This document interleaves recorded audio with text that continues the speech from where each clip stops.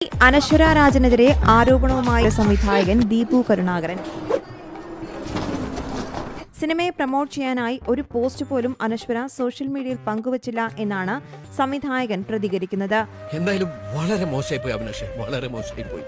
Cinema നമ്മൾ തുടങ്ങുന്ന സമയം തൊട്ട് നമ്മളൊരു എഗ്രിമെന്റ് ചെയ്യും.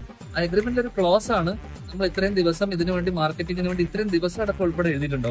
ഇന്ദ്രജിത്ത് സംസാരിച്ചായിരുന്നു, എൻ്റെ അറിവിൽ ആ പ്രൊമോഷൻ സമയത്ത് വിളിച്ച് സംസാരിച്ചായിരുന്നു. പക്ഷെ അതിനൊന്നും ഒരു റെസ്പോണ്ട് ഒക്കാമെന്നുള്ള രീതിയിൽ പറയാം.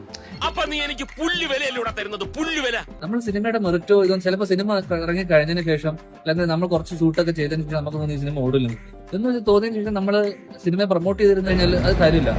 100% ഞാൻ യോജിക്കുന്നു. അങ്ങനെ പറയേണ്ട ഒരു കാര്യമല്ലല്ലോ. ഒരു ചെറിയൊരു പോസ്റ്റ് ഇടുന്നതിൽ എന്താ തെറ്റ്? ഇൻസ്റ്റയിൽ ഒരു 3 പോസ്റ്റ് ഇടുന്നതായിട്ട് എന്താണ് വോട്ട് സ്റ്റോപ്പിംഗ് ഫെയർ എന്നുള്ളതാണ്.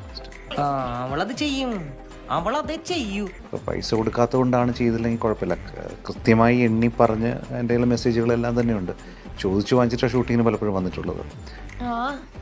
ഓരോരോ വിഡ്ഢിത്തരങ്ങൾ കാണിച്ചു വെച്ചിട്ട് നമ്മളൊരു സിനിമ ചെയ്തിട്ടുണ്ടെങ്കിൽ അത് ആരായിക്കോട്ടെ, ഏത് സിനിമ ആയിക്കോട്ടെ, റെസ്പെക്റ്റീവ് ഓഫ് സിനിമയുടെ ക്വാളിറ്റി മെറിറ്റ് അതൊക്കെ വിട്ടിട്ട് ആ സിനിമ അയാളുടെ സിനിമയല്ലേ, അദ്ദേഹത്തിന്റെ സിനിമയാണ്, ആ നടിയുടെ സിനിമയാണ്. അപ്പൊ പിന്നെ സ്വാഭാവികമായിട്ടും അവരതിനെ എന്തും ആയിക്കോട്ടെ അവരതിനെ മാർക്കറ്റ് ചെയ്യുക, പ്രൊമോട്ട് ചെയ്യുക, തീർച്ചയായിട്ടും ചെയ്തേ പറ്റും.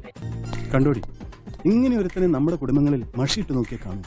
അപ്പൊ അതുകൊണ്ടാണല്ലോ നമുക്കൊക്കെ ഒരു ആൾക്കാർ നമുക്ക് ഒരു പ്രശ്നമില്ലാത്തതും അല്ലെങ്കിൽ പരാതി ഇല്ലാത്തതിന്റെ കാരണം എന്ന് വെച്ച് കഴിഞ്ഞാൽ നമ്മൾ കൃത്യമായിട്ട് ഇത്തരം ജോലികൾ അല്ലെങ്കിൽ നമ്മൾ ചെയ്യേണ്ട അതൊക്കെ വർക്ക് എത്തിക്സിന്റെ ഭാഗമാണല്ലോ. നമ്മൾ പ്രൊമോട്ട് ചെയ്യുക, നമ്മൾ കൃത്യസമയത്തിന് ജോലിക്ക് വരിക, കാര്യങ്ങൾ ചെയ്യുക, നമ്മളെ കമ്മിറ്റ്മെന്റ് നമ്മൾ കൃത്യമായിട്ട് പാലിക്കുക, അത് ഡെഫിനറ്റ് ആയിട്ട് അവർ ചെയ്തേ പറ്റും. അതിൽ യാതൊരു സംശയമില്ല. നിങ്ങളുടെ റിവ്യൂസ് എന്തായാലും അത് അറിയിക്കുക നമ്മുടെ